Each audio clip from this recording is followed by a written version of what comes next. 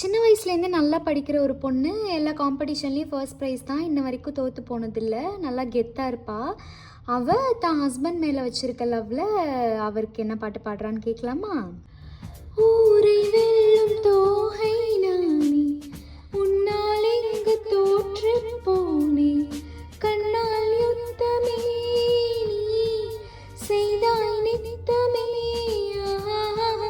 நின்றாய் இங்கு மின்னல் கீற்றாய், நித்தம் வாங்கும் மூச்சு காற்றாய், உன்னை